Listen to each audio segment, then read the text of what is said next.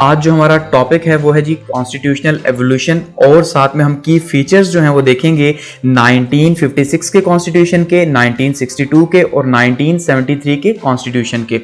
यानी आज हम बात करने लगे हैं कि पाकिस्तान के अंदर आइन के हवाले से जो जो प्रोसेस होता रहा पाकिस्तान बनने के बाद से, यानी 1945 से लेके और उसके बाद 1973 तक जो जो प्रोसेस हुआ उसको हम जो है वो ब्रीफली जो है वो डिस्कस करते चले जाएंगे। और ये जो पॉइंट्स हैं इनको हम जो है इस लेक्चर के अंदर डिस्कस करेंगे और देखेंगे कि आइन के हवाले से पाकिस्तान में कब कब क्या क्या हुआ और क्यों जो है वो स्टार्ट में जब पाकिस्तान बना 1947 के अंदर, तो उस टाइम पे हमें जो है कॉन्स्टिट्यूशनल क्राइसिस का सामना क्यों करना पड़ा पाकिस्तान को। इवन पहले 9 साल तक तो पाकिस्तान का आइन ही नहीं बन सका, यानी एक ऐसी स्टेट कि जिसमें 9 साल तक कॉन्स्टिट्यूशन ही ना बने, तो ये क्यों होता रहा।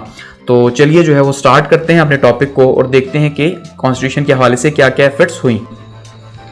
सबसे पहले अगर बात करें कॉन्स्टिट्यूशन एम्बार्गो की, तो उसमें देखिए सबसे पहले अगर हम देखें कॉन्स्टिट्यूशनल क्राइसिस क्यों पैदा हुए, तो जब 1947 के अंदर पाकिस्तान बना, ठीक है, जब ब्रिटिश राज से जो है वो आज़ाद हुआ, तो उस टाइम पे जो यहाँ पे एक्ट चल रहा था वो था 1935 का इंडियन एक्ट, ठीक है। 1935 में जो एक्ट लाया गया था, जो कि बहुत ही लंबी कोशिशों से लाया गया, जिसको हम इंडो पाक हिस्ट्री के अंदर डिस्कस कर चुके हैं, तो उसके बाद जो है ये 1935 का एक्ट लाया गया, जिसके अकॉर्डिंगली 1935 के 6 और 37 के इलेक्शंस हुए। फिर इसी के अकॉर्डिंगली जो है वो 1945 और 1946 के इलेक्शंस हुए, ठीक है।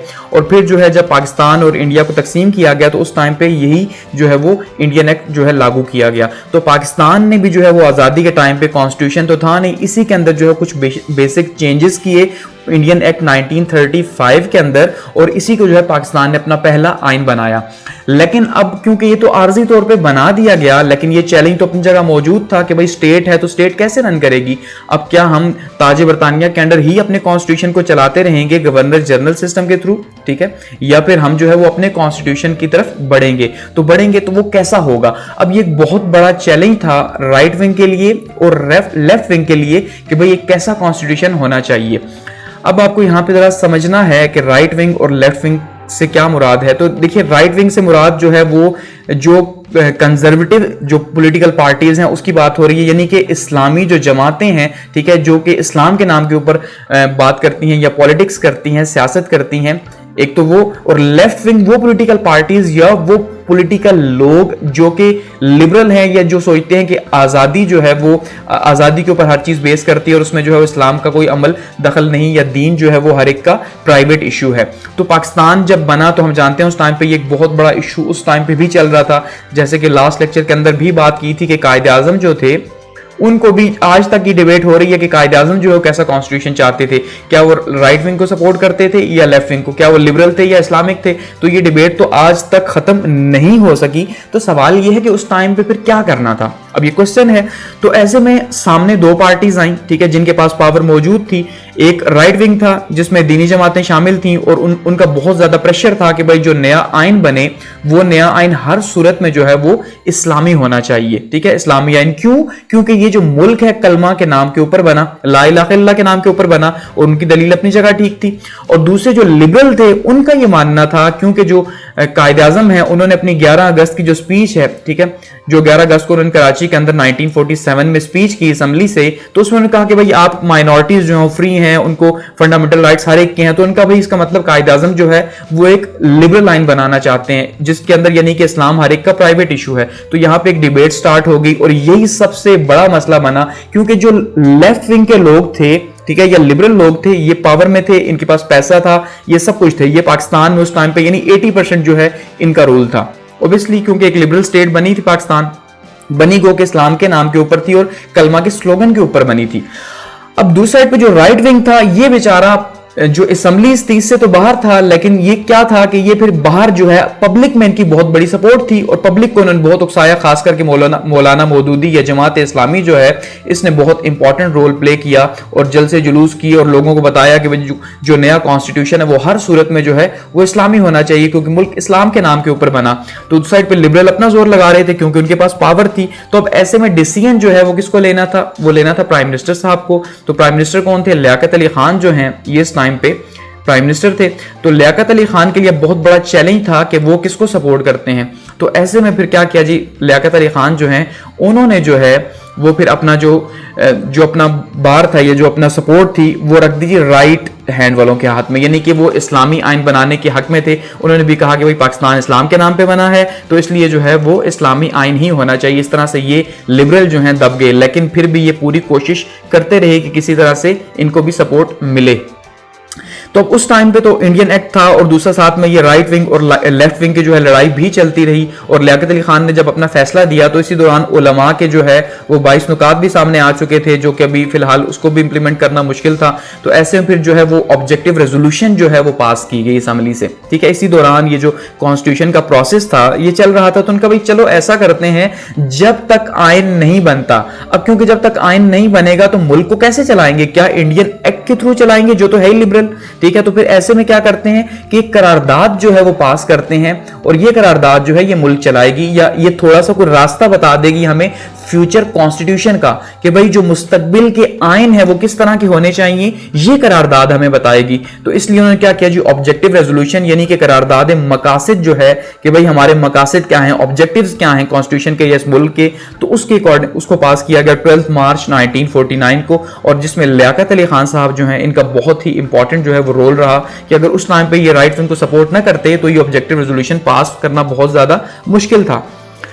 फिर हम अगर बात करें यहाँ पे ऑब्जेक्टिव रेजोल्यूशन थी क्या, इसके की फीचर्स क्या थे, क्यों ये इंपॉर्टेंट रही, तो ऑब्जेक्टिव रेजोल्यूशन के अंदर सबसे पहली बात क्या कहेगी, सोवरेनिटी ऑफ अल्लाह, कि सबसे पहली बात कि जो हाकिमियत है, हाकिमियत आला जो है वो अल्लाह ताला की है। अब जब ये पॉइंट कह दिया गया, आपको यहां समझना है कि सोवरेनिटी अल्लाह ताला की है, ठीक है, तो इसका मतलब सब कुछ चेंज हो गया। अब यहां पे इसको थोड़ा सा मैं डिस्कस करता चलूं ताकि आपको समझ आए कि ये क्यों जो है फर्स्ट पॉइंट ही जो है वो बहुत ज्यादा इंपॉर्टेंट है। अब देखिए सोवरेनिटी या जो हाकिमियत है, अब ये किस तरह की होती है, अगर हमने कहा बिलोंग्स टू अल्लाह तो इसका मतलब कि किसी और से बिलोंग हो सकती है, तो जी हां हो सकती है। कैसे हो सकती है, अब इस्लाम के अंदर तो ये जो है वो बिलोंग करती है अल्लाह से, क्योंकि सबसे बड़ी ताकत तो अल्लाह ताला की है, ऐसे ही है, तो अल्लाह की जमीन पे अल्लाह का कानून। अब दूसरी साइड पे जो वेस्ट है, जो मगरिब है, मगरिब के अंदर जो सोवरेनिटी है वो होती है लोगों से, वो बिलोंग करती है लोगों से। क्यों, क्योंकि वहां पे डेमोक्रेटिक सिस्टम है और वहां पे वोट के थ्रू हर काम होता है, तो वोट के थ्रू होता है, तो वोट कौन देता है, लोग देते हैं। इसका मतलब सुप्रीम पावर कौन है उनके कंट्रीज के अंदर, वेस्ट के अंदर, वहां पे लोग हैं। तो जो पीपल हैं वो जो है वो उनके पास हकमियत होती है, ये सुवरेनिटी होती है, तो उनके अकॉर्डिंगली यानी लोगों के अकॉर्डिंगली रूल्स बनाए जाते हैं। अब यहां पे ये सबसे बड़ा जो है वो डिफरेंस है। लेकिन जब हमने ये कह दिया कि भाई हम एक इस्लामिक कंट्री है और हमारी जो हकमियत है वो अल्लाह ताला से बिलोंग करती है, तो इसका मतलब अब अगर अल्लाह से हकमियत बिलोंग करती है तो लॉज भी किसके अकॉर्डिंगली बनेंगे, जी हां, तो लॉज भी जो है वो कुरान और सुन्ना के अकॉर्डिंगली बनेंगे, वो अल्लाह के बताए हुए अहकामात के मुताबिक बनेंगे। यानी ये पहला पॉइंट जो है इसने पूरे का पूरा पाकिस्तान का ऑब्जेक्टिव रेजोल्यूशन या जो बात की कॉन्स्टिट्यूशंस है उनको एक्सप्लेन कर दिया, ये इतना इंपॉर्टेंट था, ठीक हो गया।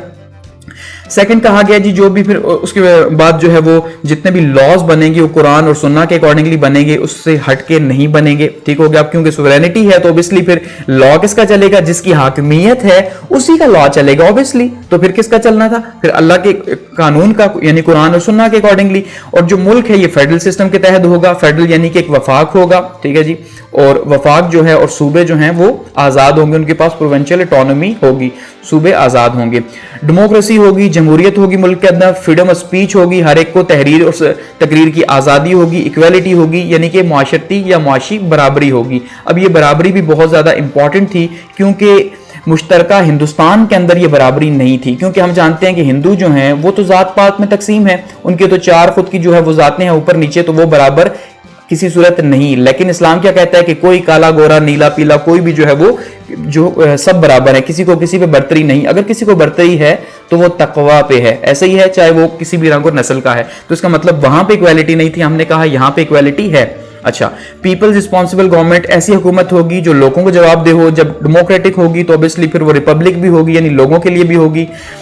अच्छा, माइनॉरिटीज के जो हुकूक हैं उनको कायद आज़म ने पहले ही कह दिया था कि भाई जितनी माइनॉरिटीज हैं वो फ्री हैं, तो माइनॉरिटीज के राइट के ऊपर बात की गई कि भाई वो फ्री हैं, क्योंकि इंडिया के अंदर मुसलमान ये देख चुके थे कि मुसलमानों के साथ जो है वो क्या होता रहा हिंदुओं के दौर के अंदर, तो उन्होंने कहा भाई यहां पे आप फ्री हैं।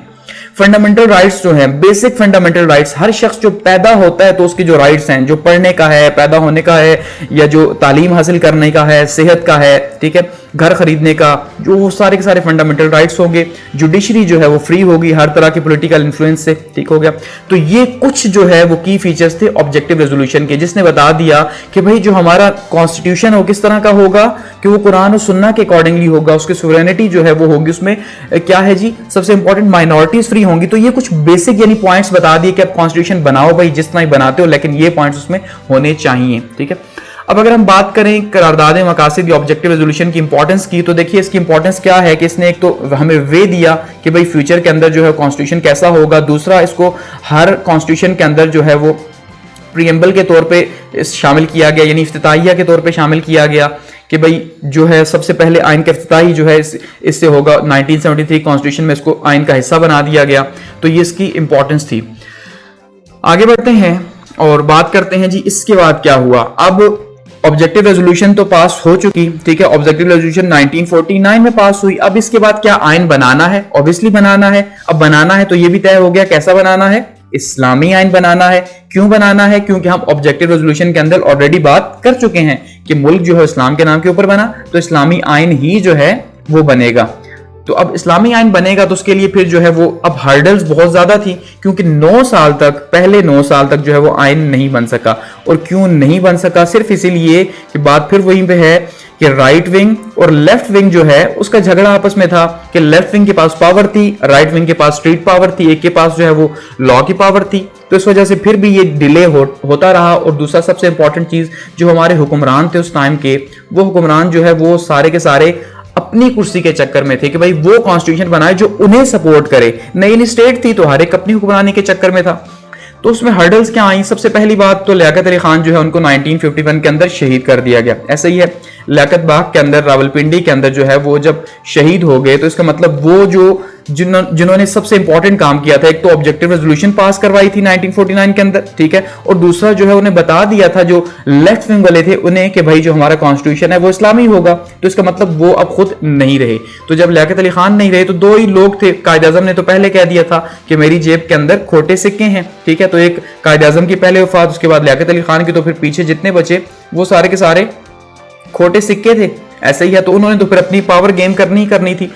ख्वाजा नाज़मुद्दीन साहब जो है उसके बाद जो है वज़ीर आज़म बने, तो इनको जो है अब काम दिया गया कि भाई आप ऑब्जेक्टिव रेजोल्यूशन मौजूद है तो इसके अकॉर्डिंगली जो है वो क्या करें, भाई पाकिस्तान का कॉन्स्टिट्यूशन जो है वो फ्रेम करें। तो इन्होंने क्या किया जी, एक बेसिक प्रिंसिपल यानी बुनियादी जो उसूलों की एक कमेटी थी वो बनाई। 1952 के अंदर एक कमेटी बना दी कि भाई आप देखो ये जो आपके पास ऑब्जेक्टिव रेजोल्यूशन है, अब इसके अकॉर्डिंगली हम आइन कैसे बना सकते हैं।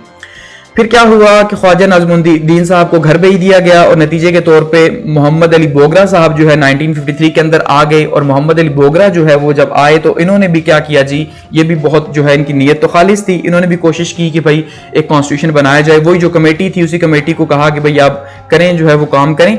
तो मोहम्मद अली बोगरा ने जो कॉन्स्टिट्यूशन दिया 6 माह के अंदर जो है इन्होंने, यानी कि इनकी सीरियसनेस थी कॉन्स्टिट्यूशन की तरफ, इन्हें पता था नई स्टेट है, कॉन्स्टिट्यूशन के बगैर कैसे रन करेगी, तो इसलिए इन्होंने फिर उसको कहा जाता है मोहम्मद अली बोगरा फार्मूला, जो इन्होंने 6 माह के अंदर दिया, जो कि बहुत अच्छा आइन था। लेकिन क्योंकि इसके अंदर मिर्जा साहब जो थे गवर्नर जनरल, उनको ये पसंद नहीं आया। तो पहले तो गुलाम मोहम्मद थे, ठीक है, वो खुद भी जो है वो अपनी हुकूमत को तूल देना चाहते थे। उसके बाद सिकंदर मिर्जा आए तो उन्हें भी पसंद नहीं था। इस तरह से असम्बली जो है वो डिसॉल्व हो गई मोहम्मद अली बोगरा की। अब जब असम्बली डिसॉल्व हुई तो मोहम्मद अली बोगरा के लिए ऐसे प्राइम मिनिस्टर यानी वज़ीर आज़म के काम करना बहुत ज्यादा मुश्किल हो गया। अब जाहिर बात है असम्बली नहीं है तो वो कैसे काम करेंगे, इसलिए जो है फिर उन्होंने भी रिजाइन कर दिया। और जो नए फिर हमारे पास आए जी, वो चौधरी मोहम्मद अली थे, नए पाकिस्तान के वज़ीर आज़म। और ये वही थे चौधरी मोहम्मद अली जिन्होंने लियाकत अली खान की किस टाइम पे हेल्प की थी, उस टाइम पे जिस टाइम पे लियाकत अली खान साहब को 1946 के इलेक्शंस के बाद जो है वो वजारत खजाना मिली थी, ठीक है। तो ये जो खजाना की वजारत मिली थी उस टाइम पे जो उन्होंने एक बजट बनाया था और बहुत ही जबरदस्त किस्म का बजट बनाया था, अवाम दोस्त बजट, जिसके नतीजे के तौर पर ये माना जाता है ताबूत में आखिरी कील थी कि हिंदुस्तान को फिर इसके बाद तकसीम होना ही पड़ा, क्योंकि हर चीज जो है वो लियाकत अली खान के कंट्रोल में थी। तो ये वही मोहम्मद अली हैं जो फिर पाकिस्तान के जो है प्राइम मिनिस्टर बने। तो उन्होंने पूरी खुलूस नीयत से जो है वो नए कॉन्स्टिट्यूशन के ऊपर काम किया और इस तरह से नया कॉन्स्टिट्यूशन जो है वो बना, ठीक है। तो इस तरह से हमारा जो नया कॉन्स्टिट्यूशन है वो 1956 जो है 1956 का कॉन्स्टिट्यूशन बना और ये 23 मार्च 1956 को जो है वो लागू हुआ। और किसने लागू किया जी? सिकंदर मिर्जा साहब ने। और सिकंदर मिर्जा जो है इसी के अकॉर्डिंगली पाकिस्तान के पहले जो है वो सदर भी बने, क्योंकि इससे पहले तक जो है वो 9 साल तक पाकिस्तान के जो थे वो गवर्नर जनरल सिस्टम था, क्योंकि हमारा कॉन्स्टिट्यूशन तो था नहीं। 1935 का इंडियन एक्ट था, तो उसके अकॉर्डिंगली गवर्नर जनरल ही था, हेड ऑफ स्टेट एक किस्म का, और वो सारे के सारा ताज बरतानिया, मलका बरतानिया जो है उसके अकॉर्डिंगली ही हलफ लिया करते थे। तो अब जो है वो जब ये सदर बन गए तो इख्तियारात जो है वो चेंज हो गए। अब अगर बात करें 1956 की फीचर्स की, तो जैसे ऑब्जेक्टिव रेजोल्यूशन के अंदर बता दिया गया था कि भाई कॉन्स्टिट्यूशन जो है वो कैसा होगा, तो इसका मतलब कुछ जो बेसिक चीजें हैं वो तो वही थी, वो चेंज हो नहीं सकती थी, क्योंकि उसके अंदर बात डिस्कस हो चुकी थी। सुवरेनिटी ऑफ अल्लाह के सबसे इंपॉर्टेंट चीज हाकिमियत किसकी है जी? हाकिमियत अल्लाह ताला की है। और बात फिर वहीं पे है, जब हाकिमियत अल्लाह की है तो इसका मतलब पूरे का पूरा मुल्क, उस मुल्क के कवानीन इस्लाम के अकॉर्डिंगली ही चलेंगे। ठीक है, मुल्क का नाम रखा गया इस्लामी जमहूरिया पाकिस्तान। यहां पे ये बता दिया कि भाई मुल्क कौन सा है जी? वो इस्लामी जमहूरिया पाकिस्तान है, इस्लाम के नाम के ऊपर बना है, इसलिए ये इस्लामी है।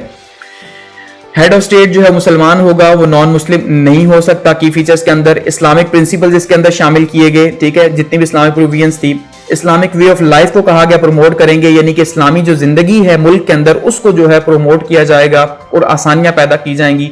Safe guard of Islamic principles और इस्लामिक कवानीन जो हैं उनकी प्रोटेक्शन भी की जाएगी, उनकी हिफाजत भी की जाएगी। अच्छा, इस्लामिक जो कंट्रीज हैं उनके साथ रिलेशंस जो हैं उनको बेहतर किया जाएगा। ठीक है, जो मुस्लिम कंट्रीज हैं उनके साथ ताल्लुकात को बेहतर किया जाएगा। ऑर्गेनाइजेशन ऑफ ज़कात एंड औकाफ जो है बनाई गई कि भाई ज़कात और औकाफ जो है इसका पूरा महकमा बना दिया गया, ताकि जो है वो मुल्क के अंदर ये पूरा का पूरा एक स्ट्रक्चर बन जाए ज़कात और औकाफ के जमा करने और तकसीम करने का। माइनॉरिटीज के राइट्स जो हैं उनको उसी तरह रखा गया कि भाई माइनॉरिटीज जो है उनको राइट है, वो फ्री है, फ्रीडम है उनके लिए। जुडिशरी जो है उसको फिर कहा गया कि जुडिशरी भी फ्री है। ठीक है, उसके ऊपर जो है वो कोई भी प्रेशर नहीं। अब ये इसके की फीचर्स थे।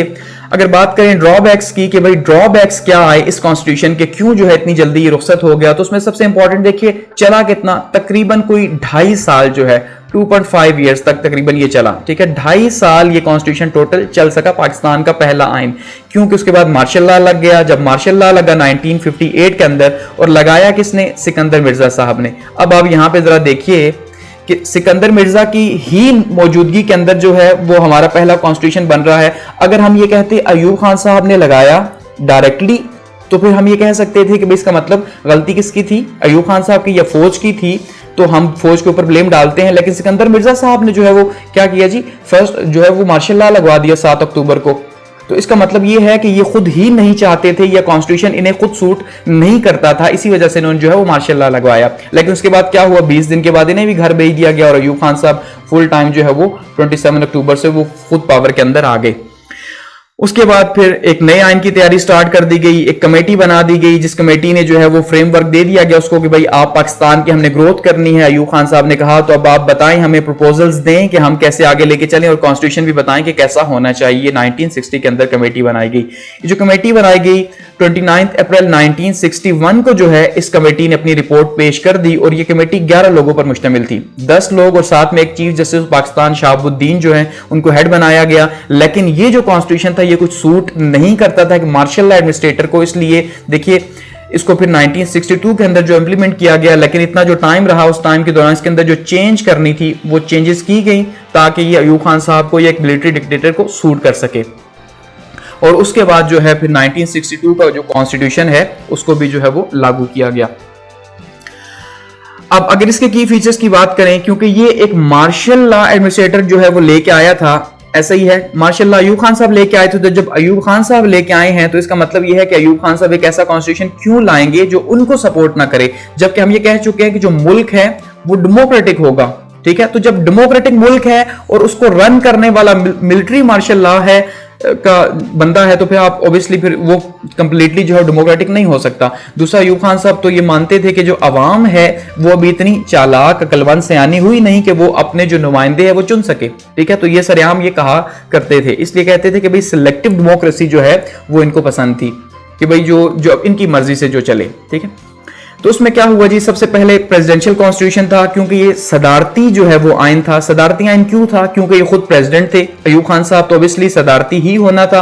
अच्छा, इसकी फ्लॉज में एक ये भी था कि लेस प्रोविंशियल ऑटोनॉमी, इसके अंदर जो अब क्योंकि सदारती था, दूसरा मार्शल लॉ था, तो मार्शल लॉ में जो प्रोविंशियल ऑटोनॉमी है वो नहीं हो सकती, या होती है तो उस लेवल की नहीं हो सकती, क्योंकि वो पूरे का पूरा मुल्क एक जगह से ऑपरेट हो रहा होता है फौजी के अंडर, तो ऑब्वियसली जो प्रोविंशियल ऑटोनॉमी है वो उस तरह से नहीं हो सकती। बीडी सिस्टम इसके अंदर इंट्रोड्यूस करवाया गया, यानी बेसिक डेमोक्रेसीज इंट्रोड्यूस करवाई गई। अब बेसिक डेमोक्रेसीज क्या थी कि भाई जो है ना 80,000 के करीब जो है ये नुमाइंदे चुने गए, जिनको बाद में 1,20,000 जो है वो कर दिया गया, और क्या कहा गया जी कि भाई ये जो लोग हैं ये जो है वो चूज करेंगे, किसको चूज करेंगे, पार्लियामेंट को या सदर को चूज करेंगे। इस तरह का सिस्टम लाया गया, बीडी सिस्टम, इनडायरेक्ट इलेक्शंस यानी कि यहां पे लाया गया। अब ये जो इनडायरेक्ट इलेक्शंस थे ये भी एक बहुत बड़ा प्रॉब्लम रहा। यूनिकैमरल पार्लियामेंट हुई, या कैवानी मुकन्ना यानी यहां पे आई जी, या कैवानी मुकन्ना क्या आई कि वहां पे जो है सिर्फ एक ही हाउस मौजूद था, तो डेमोक्रेटिक सिस्टम के अंदर एक हाउस होना ये भी जो है ना डेमोक्रेटिक सिस्टम को बताता है कि भाई वो कितना जो है वो लेस पावरफुल है। अच्छा, जुडिशरी जो है वो क्या होगी, अदलिया सुप्रीम कोर्ट होगा और हाई कोर्ट्स होंगे सूबों के अंदर, ठीक है। इसके अलावा जी सोवरेनिटी जो है, अब बाकी ये जो फीचर्स हैं ये बिल्कुल वैसे ही हैं जो कि 1956 से कॉन्स्टिट्यूशन के अंदर पहले ही बता दिए गए थे, क्योंकि उनको चेंज नहीं किया जा सकता, तो ऑब्वियसली ऑब्जेक्टिव रेजोल्यूशन इसके भी प्रेम्बल में शामिल थी, ठीक है, सिताइया के तौर पे। अब सोवरेनिटी जो है वो हकमियत जो है वो अल्लाह ताला की है।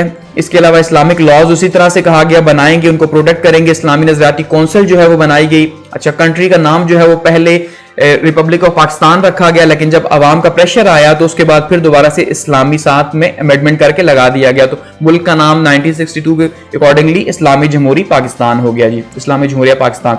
इस्लामिक कंट्रीज के साथ जो रिलेशंस है उनको कहा गया प्रमोट करेंगे। इस्लामी नजरियाती कौंसिल जो है उसको जो है बनाया गया ताकि वो जो है वो नजर रख सके कि जो कवानीन मुल्क के अंदर मौजूद हैं, एक तो उनमें अगर कोई गैर इस्लामी है तो वो बता सके, और दूसरा जो नए लॉज हैं वो जब बनाए जाएं तो वो भी इस्लाम के अकॉर्डिंगली हों। फेडरल सिस्टम था, फेडरल सिस्टम बात फिर वही है, फेडरल सिस्टम तो था लेकिन एक वीक फेडरल सिस्टम था, ठीक है। ड्रॉबैक्स क्या थे, ड्रॉबैक्स में सबसे पहला जो प्रेसिडेंशियल सिस्टम था यही ड्रॉबैक था इसका कि प्रेसिडेंशियल सिस्टम है तो इसका मतलब प्रेसिडेंट के अंडर है सब कुछ, इनडायरेक्ट इलेक्शंस हैं, तो इसका बहुत बड़ा ड्रॉबैक है कि अवामी नुमाइंदे तो शामिल नहीं, और हैं भी तो इनडायरेक्टली शामिल हैं, इसलिए इसको माना बहुत कम लोगों ने जो है। लेस प्रोविंशियल ऑटोनॉमी ये भी एक बहुत बड़ा ड्रॉबैक था, सूबाई खुद मुख्तारी मौजूद ही नहीं थी फेडरल सिस्टम के होते हुए, और ये एक बहुत बड़ा प्रॉब्लम था। बीडी सिस्टम इंट्रोड्यूस करवाया गया, बेसिक डेमोक्रेसीज का इनडायरेक्ट इलेक्शंस, ये भी इसका ड्रॉबैक था। और इसके बाद जो है जी मार्शल लॉ हुकूमत चला रही थी इसे, ठीक है, यानी अयूब खान साहब चला रहे थे, तो इसलिए भी जो है वो लेस इंपॉर्टेंट था। लेकिन फिर भी इन तमाम खामियों के बावजूद या इन की फीचर्स के साथ ही फिर भी जो है 1960 से लेकर 1970 तक का जो पाकिस्तान का ये दौर रहा, जिसकी इमरान खान साहब बार बार बात करते हैं कि पाकिस्तान एशियन टाइगर था, तो इसमें कोई शक नहीं कि इसमें पाकिस्तान ने बहुत ज्यादा ग्रोथ की, जिसका मैं एक और वीडियो के अंदर डिस्कशन कर चुका हूं कि भाई हमारा जो 5 इयर्स प्लान थे 1960 टू 1965 या 65 टू 70 उन्होंने कितना ज्यादा ग्रोथ की, ठीक है। तो फिर भी यानी कि बहुत ज्यादा इल्जामात लगे, लेकिन वो अपने सिस्टम को अयूब खान साहब ने बहुत अच्छे से मैनेज किया। फिर क्या हुआ जी, मार्शल लॉ लग गया। 26 मार्च 1979 को आगा मोहम्मद या खान साहब जो हैं उन्होंने जो है वो क्या किया जी, मार्शल लॉ लगा दिया, और मुल्क में एक और मार्शल लॉ के दौर का आगाज हुआ, लेकिन ये कोई ज्यादा तवील नहीं था। 1970 के इलेक्शंस करवाए याहिया खान साहब ने, ठीक है, और ये इलेक्शंस जो है एलएफओ के तहत हुए, लीगल फ्रेमवर्क ऑर्डिनेंस, क्योंकि लॉ कॉन्स्टिट्यूशन तो था नहीं तो किसी के तहत तो करवाने थे और हल्फ भी लेना था, तो उसके नतीजे के तौर पे हमने देखा कि ईस्ट पाकिस्तान के अंदर जो है मुजीबुर रहमान अवामी लीग, और वेस्ट पाकिस्तान के अंदर जो है वो जुल्फकार अली भुट्टो या पीपीपी जो है उनकी हुकूमत बनी। आगे बढ़ते हैं, अब बात करते हैं, आगे बढ़ने से पहले सबसे पहले कंपैरिजन कर लेते हैं यहां पे कि 1956 का जो कॉन्स्टिट्यूशन था और 1962 का जो कॉन्स्टिट्यूशन था, इसका अगर मवाजना किया जाए तो कौन सा जो है वो किस तरह का नजर आता है, तो कौन कौन से, या खास करके हम ये बात कर सकते हैं कि कौन कौन सी चीजें जो है इसके अंदर दोनों के अंदर सेम थी, कि भाई सिमिलैरिटीज जो है वो कौन कौन सी थी कंपैरिजन में। तो तकरीबन सिमिलैरिटीज जो है वो तकरीबन सारी की सारी सिमिलैरिटीज थी, सिवाय इसके कि जो है वो 1963 का जो है वो वज़ीर-ए-आज़म पे बेस करता था, क्योंकि वज़ीर-ए-आज़म साहब थे, और यहाँ पे जो है ये सदर पे बेस करता था, सदारती निजाम था, ठीक है। तो उसमें रिटन कॉन्स्टिट्यूशन था, दोनों रिटन कॉन्स्टिट्यूशन थे, ठीक है, तहरीरी आइन थे, बेस ऑफ प्रेम्बल, दोनों की जो बेस थी या इफ्तिताहिया था, वो इफ्तिताहिया किसके ऊपर था जी, वो ऑब्जेक्टिव रेजोल्यूशन के ऊपर था। अच्छा, फॉर्म ऑफ गवर्नमेंट जो है, फॉर्म ऑफ गवर्नमेंट दोनों के अंदर जो है वो सेम थी, फॉर्म ऑफ गवर्नमेंट की फेडरल सिस्टम था। इसके अलावा लेजिस्लेशन जो है उसके अंदर भी सेम प्रोसेस था। कंट्री का जो नेम है इस्लामिक रिपब्लिक ऑफ पाकिस्तान यानी वो भी सेम था। फंडामेंटल जो राइट्स थे, बुनियादी इंसानी हुकूक जो हैं वो भी सारे के सारे जो है वो बुनियादी हुकूक भी सेम थे। इसके अलावा इस्लामिक प्रोविजंस दोनों के अंदर शामिल थी और तकरीबन सेम ही शामिल थी। नेशनल लैंग्वेज जो है दोनों के अंदर जो है वो उर्दू को और बंगाली को जो है वो बनाया गया। ठीक है, तो तकरीबन ये जो है हमें सिमिलरिटीज मिलती हैं 1956 और 1962 के कॉन्स्टिट्यूशन के अंदर।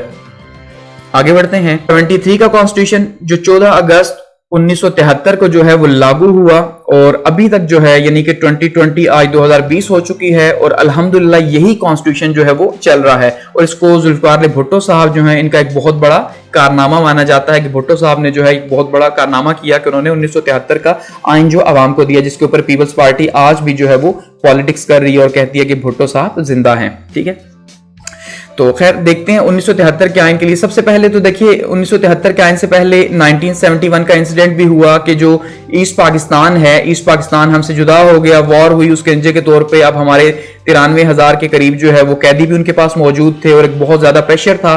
और जुल्फिकार अली भुट्टो साहब जो थे उन्होंने जो हुकूमत की बागडोर संभाली थी तो as a chief martial law administrator जो है वो संभाली थी।